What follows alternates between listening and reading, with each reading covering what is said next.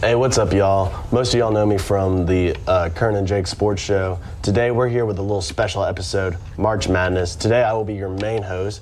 Curran's off doing his, senior activities. But today, I'm here with the March Madness podcaster himself, Ryan Shelley, my fellow offensive lineman. It's great to have you on here, man. It's great to be on here, too. I'm excited to talk about March Madness, especially with you, usually with the sports podcast, so we can combine with each other. And now we're going to be talking about March Madness. A lot happened on day one. Oh, yes. So I think we should jump right into it. Yeah, and the game I think we got to talk about first is obviously our number one, Duke versus 16 Siena. Now, this game was interesting as, Duke has been really dominant this entire season, but then to Siena, they're trailing by 11 right before halftime, and then at the end of the game, they're winning by 11, and that's an interesting. It does have me a little worried about Duke, since, there are a lot of people who say they win the entire thing, and that almost messed up a bunch of people's brackets. Yeah, I mean, they said 24% of the 20 million brackets that were created had Duke, and it's crazy how fast you can just wipe out a bracket if you were to pick Duke. And I mean, Siena was there. They were hanging in there the entire game. They played their starters all game. They didn't give their starters a break, no break whatsoever. So I think obviously it was going to tire them out, and Duke would eventually take over with that. But another game I thought was shocking to me. I thought Ohio State had TCU. I thought Ohio State was going to beat down TCU. I thought Ohio State was a better team on paper, but it turns out we were wrong. TCU wins off a last-second shot. That game was the first loss of my bracket because so far my bracket hasn't been too horrible. I don't know about yours, but so far I've only had 3 losses with that. And that one ticks me off a lot. But either way, it shouldn't hurt me too much as I had Duke beating whoever won that game. Yeah. But yeah, we had that going on. Another great game, that one that I got right, Louisville in South Florida. Now this game, I was so happy to see that I got right. Louisville has had their, one of their star players injured for a while.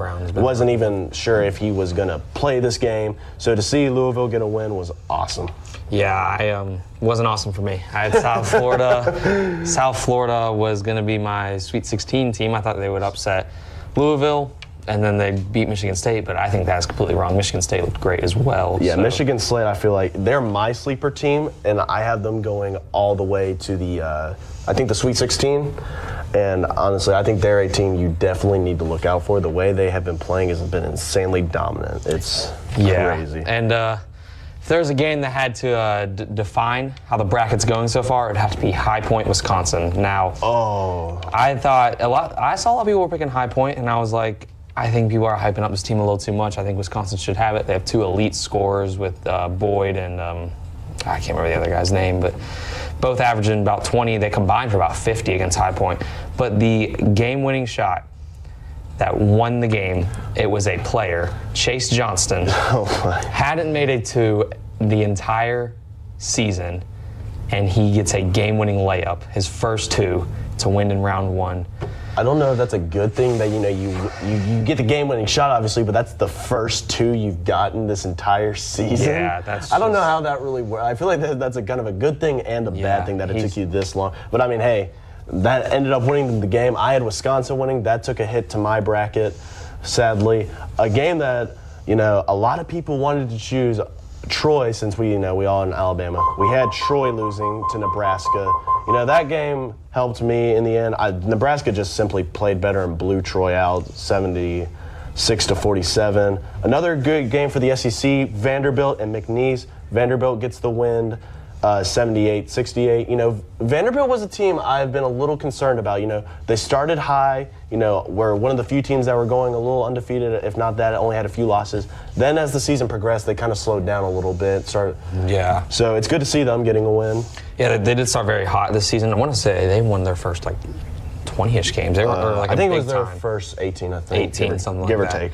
So, but yeah, they took down Florida in the SEC tournament. I mean, they struggled a little bit against McNeese. It was closer than expected. A lot of people were picking McNeese because of, their team manager. Yeah. I think that's dumb. I mean, McNeese got it last year.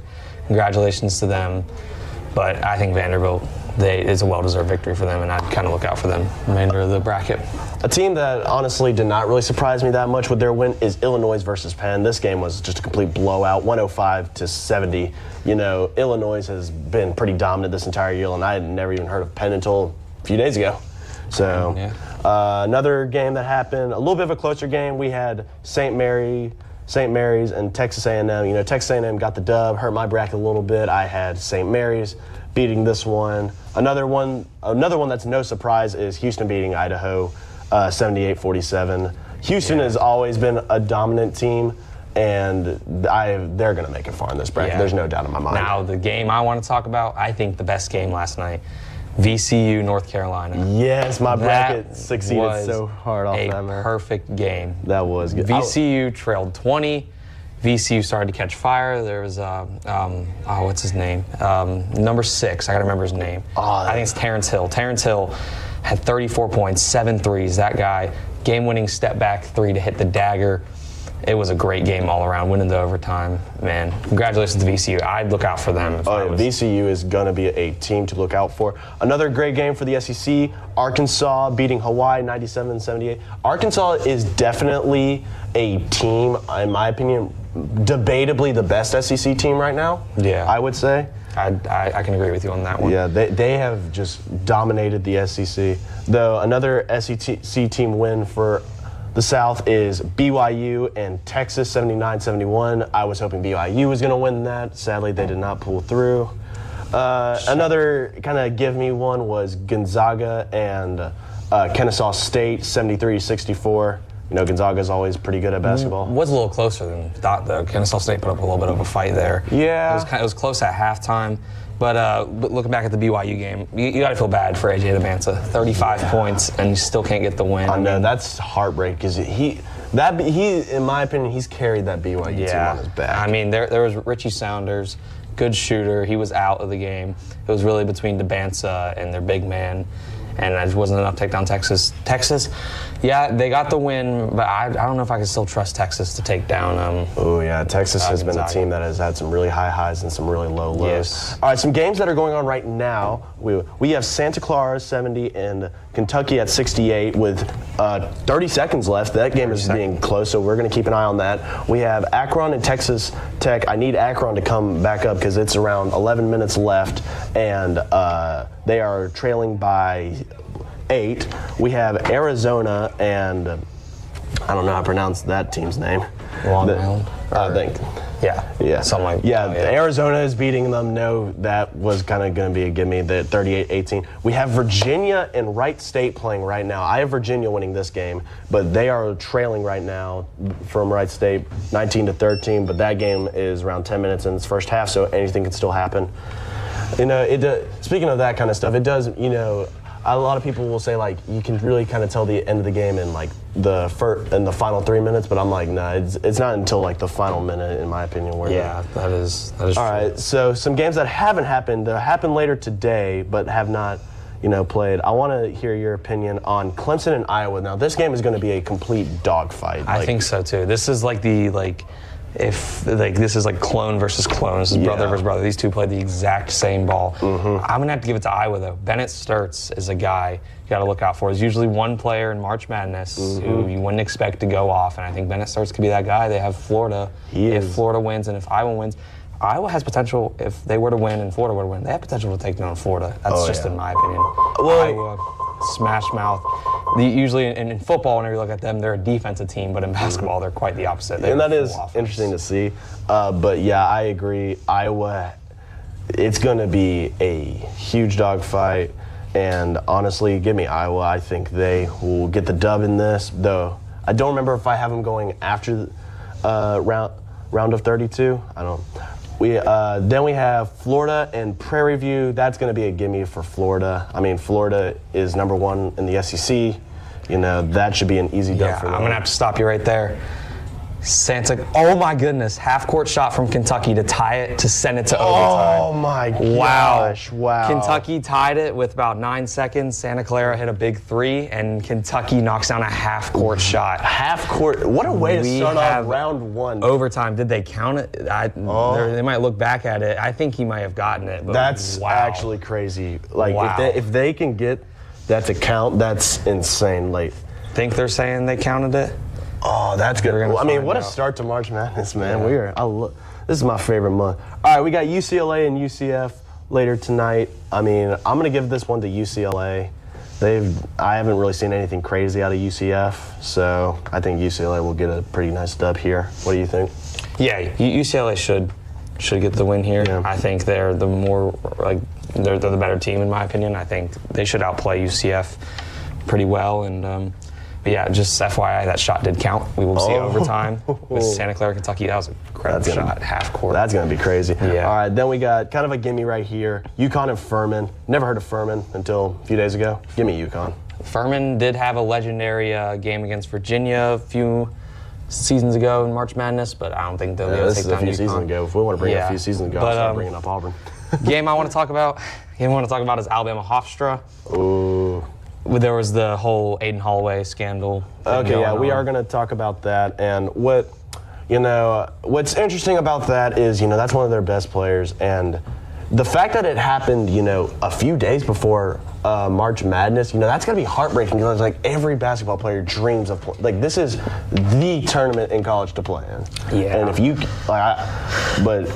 it's interesting because they did say, well, what if he was found not guilty or something? He would, yeah. Yeah, so if you're a Bama fan, I bet it's probably kind of a weird. Yeah, but I think if you're a Bama fan, I don't think you have too much to worry about. Bama is has very good depth at the guard position. I think losing Aiden Holloway, yes, you're losing a good scorer, but with players like Philon on the team, Wright-Sell, Houston Millett, Jalil Bethea, you're good on guards. If it was a big man that we lost, I would be a lot more worried because Bama is struggling with bigs and stuff. So, I think we should be okay in round one, depending on who we play next round. So, yeah, I think we should be fine. Another game also to look out for is Tennessee and Miami, Ohio, Now, Miami, Ohio, almost went undefeated in the entire regular season. Yeah. They only had one loss, and I was in the championship. Yeah, lost to UMass. Or it wasn't even a championship, it was first round. Oh, it was first round. Yeah. Now they're playing at Tennessee. Then Tennessee has played fairly decent, I feel like, this regular season. So yeah. I still think it will go to Tennessee, just because I think Tennessee has probably played some harder teams in this. Yeah. But I can see it going either way. Yeah. All right, a little update on some score. Virginia and Wright State has now gone from a 1-point difference. Wright State still leading 24-23. Let's see. Texas Tech 64 to Akron 59. That's a gimme still. Yeah, I know. All right, Miami and Missouri. That game will be an interesting game, I feel like. Yeah, we're either going to see a close game because Missouri's kind of they've kind of been meh all year in the SEC, but it should be all right for Miami. I think Miami should get the win here. I think they're a better team than Missouri, so I don't think there's anything to worry about if you're Miami in this game. Yeah, I think Miami ultimately gets the dub here.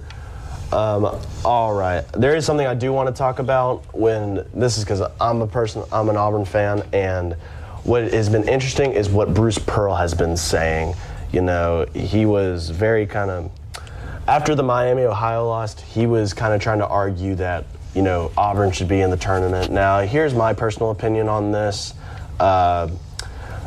We did not play consistently enough. I can get why I think any true fan would try to reason why their team should be in, Yeah. But ultimately, I do not think we played consistently enough. Yeah. We had Tahad Pettiford, he was insanely hyped up this season and ended up, as I told Ryan earlier, he got Ryan Williams.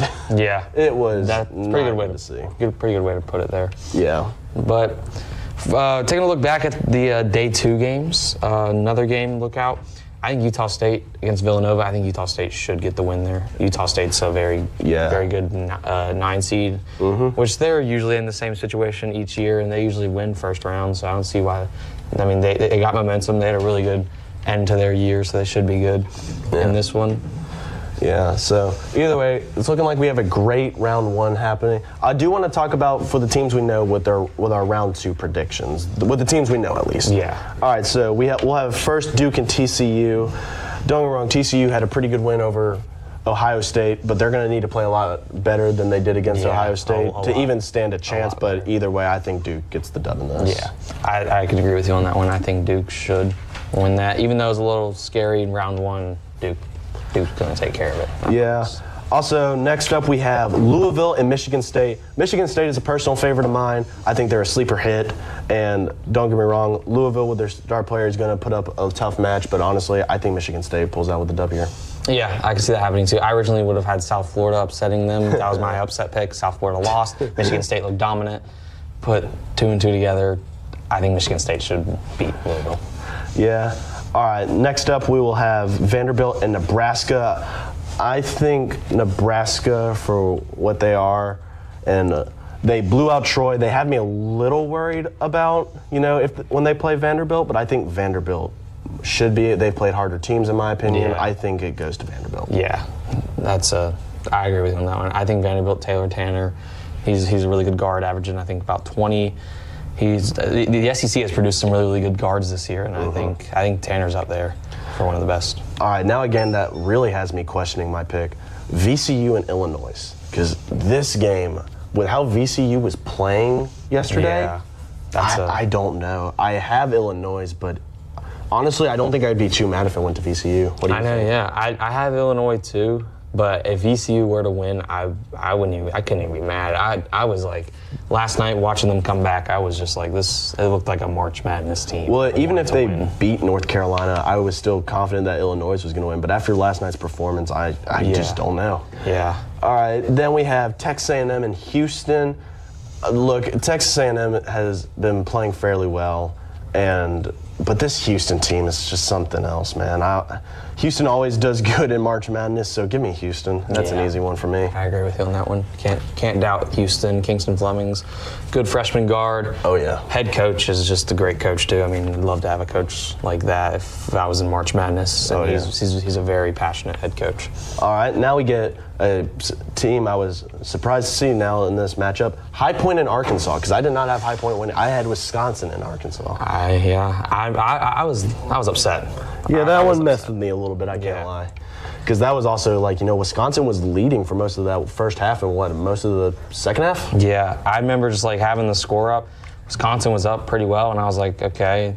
I don't look for a little bit, and I look back, and I see High Point's winning with a second left, and I'm like, there's no way Wisconsin just blew this game. Wisconsin had some really, really good wins this season. I am honestly surprised that. But if I'm going to be honest here, I think that will be just luck. And in my personal opinion, I think Arkansas is debatably the second best team in the SEC. So I'm going to go with Arkansas on this. I think Arkansas should win that. Arkansas should. Now, if High Point does end up winning this, maybe High Point is the true sleeper hit that no one saw coming. Good old Cinderella story right there. Yeah, but I think Arkansas should take care of him. Acuff. Oh, yeah. Another really, really good SEC guard. Exactly. So.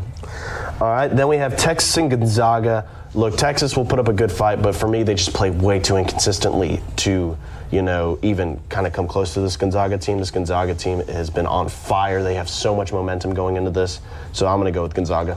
Yeah, watching last night's game against BYU, they had like a 11-point lead against BYU, and they just weren't scoring the ball well. They allowed BYU to keep getting closer and closer, and then they'd eventually start getting. They're just not really like a team that will just pound it 24/7. Yeah. Also, last one that we have confirmed right now is Michigan and St. Louis. Now, St. Louis had a good win against Georgia, but this Michigan team in my bracket is going all the way. This is the most dominant team, in my opinion, in the nation for basketball right now. St. Louis, they did some business last night to Georgia. They took them out from the start, and I was shocked whenever I turned on the game and saw that score. They have a star player, Kareem Abdul-Jabbar, Steve Avila, I think that's how you pronounce his name. He was doing his job. He was doing what he was supposed to be doing. I think St. Louis will put up somewhat of a fight, but I think Michigan should take care of business. They looked really, really good against Howard. I know it's 16 seed, but like we saw against Duke and Siena, 16 seeds kind of creeping. It was close a little bit. Oh yeah, it was like a single-digit game. at one point, but then Michigan pulled away. Very dominant on offense, and it's starting to look like Kentucky might be pulling away from Santa Clara, depending on if they pull off. Yeah, right now it is 83-79 with 48 seconds in overtime. It's looking like I might take a L on this game. And Santa Clara as well. Taking a look at Akron and Texas Tech, 6-point game. I know. I need Akron to get it back up. Yeah. Arizona is just continuing to put BTA with 53-27. Yeah. Wright State and Virginia still it's tied up right now, 29-29. After that. I was telling you earlier, the Furman, Virginia. I mean, whenever a team gets upset, even if it's like 2 or 3 years ago, if a team gets upset, you can still never trust them in a bracket. I know, because you don't know whether it was pure skill or just straight luck. Yeah, and Virginia, I mean, Wright State's, I watched Wright State play. Wright State, they were very, very fast-paced. They were a very tough team, and if they were to upset Virginia, there's a part of me that wouldn't be shocked if that happened, depending on the way Virginia plays. Virginia went to the ACC championship, only lost by like 4 to Duke. Yep. But who knows? But I mean, let's be real here. We all knew Duke was going to win that. Yeah. That was a gimme. Yeah. Another good game that's happening today, we have Tennessee State and Iowa State. That game will be, I have Iowa State winning, but I don't know. I can somehow see Tennessee State. There's potential. There's usually a 2 and 15 seed game that's kind of like neck and neck, and I think this is the one here. If not, something tells me Queens and Purdue could also be a pretty good, close game. I still think all the 2 seeds will win. If a 15 seed were to win, that'd be kind of shocking. I think all the 2 seeds should get by this one. Like I think all the 1 seeds should get by. But anything could happen. Yeah, that's just the way March Madness goes. Also, I don't think we talked about this game, and this would probably be the last round or the last. CA Baptist in Kansas. Well, I think we can all agree is going to Kansas. Yeah, there was part of me wanted to choose Cal Baptist there, and I was like, never mind. Kansas, Darren Peterson, great guard, top 3 pick, lottery pick. But another dogfight game that will probably happen is Utah State and Villanova. I'm interested to see where that game goes. I think I got Utah State coming out with the dub on that one. Yeah, I got Utah State on that one as well. Yeah, that one can be a dogfight, I feel like. That one, I think Utah State should take care of business, though. I think Villanova, good team from the Big East, but I mean, Utah State, the Aggies, should get the win there. I do want to hear about your Final Four. I want to hear what you have in there, because I've heard, I know, and if y'all don't know, our broadcasting class has put out some brackets, a little fun competition. Some that I've heard are pretty out there. There were some I was looking at, and I was like, well, might just be for fun, might not be. They might have just chose bracket. off mascots. That is a possibility of that happening too. That's how March Madness does. But my Final Four, it's pretty basic. It's not all the 1 seeds. I'm going to go ahead and say that. It is Duke, Houston, Arizona, Iowa State. I think Iowa State, they got some good scores on that team, but my national championship is Duke versus Arizona. I mean, this was before the Duke game, obviously. And I mean, looking at how they played against Siena, I think they should be fine, though. I think that was just a little. There was Isaiah Evans, I want to say, was the player who, in a post-game conference, said, "We expected this game to be a dog walk," and they came out firing. So, and that's why you can't take any team lightly in this tournament. Yeah. So you can't treat games like it's going to be a dog walk at all. You got to pretend this is like national championship. That's how it should be for every game, whenever it's getting around March. Yeah. For me, I have almost the entirely same Final Four except for Iowa State. I have Michigan beating Iowa State. And, I can see Iowa State upsetting Michigan, but in my opinion, I think Michigan just has too much momentum right now going on. Yeah. I mean, I was back and forth between those two. That game can go either way if you ask me. Yeah, I agree with that one. I will say, any sleeper teams you think they should look out for? Man, after round 1, or after the first day, it would have to be VCU. It got a team to look out for. Oh, yeah. Especially with who they're playing. Illinois, they're a beatable team. Another team, I don't want to say them because I'm so mad about the game. High Point, if they were to somehow beat Arkansas, then they would definitely be a team. Yeah, but I don't think anyone in that Arizona bracket will beat Arizona. I think Arizona's got a pretty easy bracket, to say the least. I think they should win that bracket, or the region. So I think I'd look out for VCU and VCU only, though. Yeah, for me, I agree with all those. I'm going to add one, though, and that's just for me. A personal favorite is Michigan State. I just think the way they play is insane right now. I have one more. I completely forgot. My biggest pick I have this in most of my brackets. I am confident. Did my research, did all my film watching. This was the team I was confident in. I have UCLA going to the Elite Eight. They will take UCLA. They will take on Duke in the Elite Eight. I don't think they're going to beat Duke, obviously. I had them in my Final Four. But UCLA, man, Donovan Dent, big-time guard. The way they played against conference play, really good. They were one game away from the Big Ten championship, kept it close with Purdue. Purdue was the Big Ten champ. I think UCLA is going to go on a run this year. But if they were to lose first round, I would be very upset. Because I have them going on to 32, but that means if they do, they would have, let's say, we have our guy behind the cameras giving us some teams. If UCLA wins, let's be real here, I don't think Furman's getting the win. They would have to play UConn. So you see them getting past UConn? UConn, the way they played against St. John's makes me think that they're beatable. They're for sure beatable. UConn struggled against St. John's. St. John's is a good team, but if it depends on how they play against Furman. I think they should wipe Furman off the bracket. But if Furman somehow keeps it anywhere close, UCLA is going to take full advantage of that. Yeah. And just getting a little final score update here. Kentucky after this dunk. I'm about 89-82. Santa Clara. I took an L on this one. Santa Clara will lose that one. Kentucky gets the win. Texas Tech leads Akron by 9. Yep. With 5.5 left.